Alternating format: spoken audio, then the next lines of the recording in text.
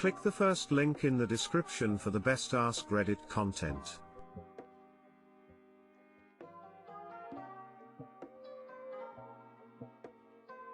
Today I fucked up talking about keeping my word on a first date, ended up naked in the ocean. When you sit on the beach proudly talking about who you are on a first date, telling him that you're one to keep your word, and then pointing at an adult and his mother saying for fun if they jump in the ocean, so will I. The kid did in fact, end up naked and in the ocean. So there I sat, looking at my date, thinking that I would love to eat my words right then and there. He gave me an out, but hell no. I need to stand by what I had said 2 minutes before this. I'm in Denmark, the weather was around 17 degrees Celsius. The water is not warm. Anyway, all I could do is undress, and jump in the ocean. So I did. Be careful what you say on a date. Too long didn't read, ended up naked in the ocean next to my first date, because I pointed at a kid telling my date if the kid jumps in so will I. Kid jumped in naked. Had just spoken up about keeping your word.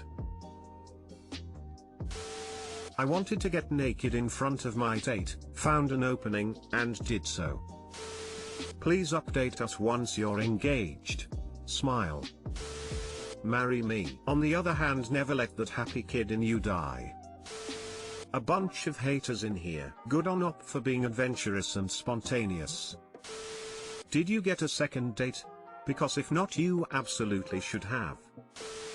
Today I fucked up by inviting my friends to an orgy. I'm in a Facebook Messenger group chat with my wife and 3 friends. One of the friends, Josh, hasn't explored Reddit at all. He hasn't looked at even one post. He says he's concerned about exploring Reddit because he thinks he's just one click away from seeing something he can't unsee. Which, of course, isn't exactly false, but it's not like Reddit is going to ruin you or anything. I send Reddit links to the group all the time trying to get him to check it out. I send a wide array of things that I think he'd be interested in, r/what is this bug, r/I bleach, r/what's wrong with your dog /varied highbrow stuff. I've sent him screenshots of posts to show him it's not a terrible place. I've been trying to come up with other ideas to get him to be more open to Reddit. Yesterday, I sent 3 links. Knowing that Josh wouldn't click on the links, I offered to have him come over to the house to look at Reddit with me and my wife. I also invited the 2 other people in the chat.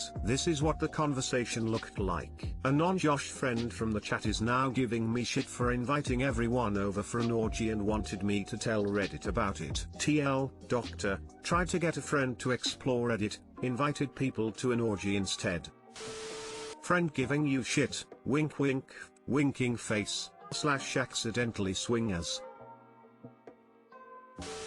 The texts sound so much like an orgy invitation, smiley face, smiley face, smiley face, at least you tried, woman shrugging.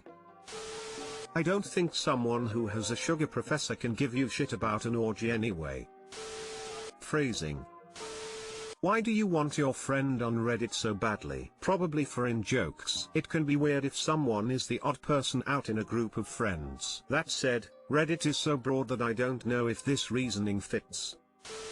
Today I fucked up by repeatedly shouting penis synonyms at my all-female college class. Obligatory. This happened a few years ago and not today. I am a professor of educational technology, so being in the education department, most of my classes are 90% plus female. Side note, we need more male teachers.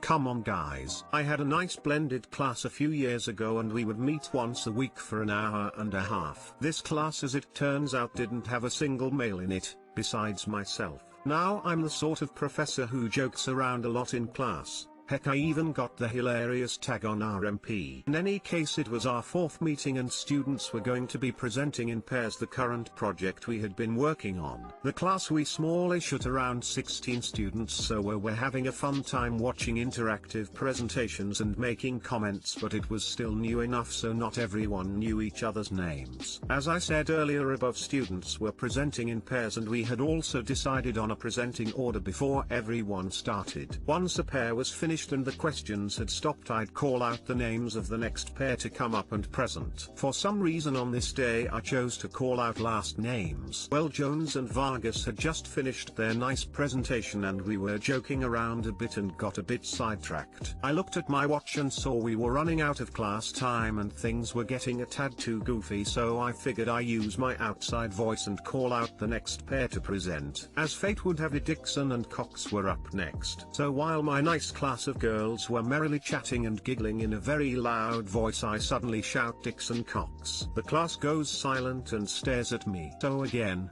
this time in a louder voice, I shout Dixon Cox, let's go. Now I am starting to get looks and a myriad of facial expressions and a few giggles. Naturally the students in question were the back of the classroom gathering up their stuff to present, but all other eyes were on me. Once more I say something like Dixon Cox, come on let's hustle. At this point it finally hits me that my students not know the last names of their peers. Needless to say I turned bright red and fumbled to explain, and for the rest of the semester, and semesters to follow as it was a freshman class and had many of those girls across 4 years, was mercilessly teased by my students. And that was my second most embarrassing teaching story, which still cracks me up today. Too long didn't read, professor suddenly called out students in an all-girl class to present. Girls' names were Dixon and Cox, which class misheard as Dix and Cox.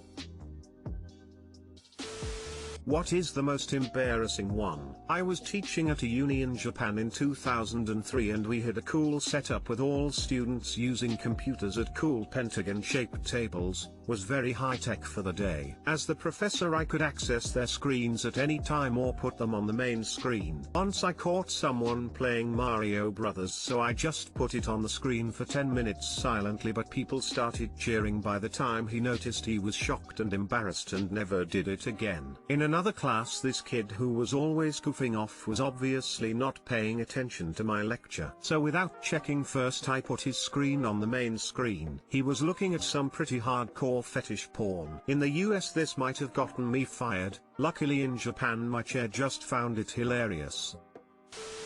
Is RMP rate my penis? Rate my professor.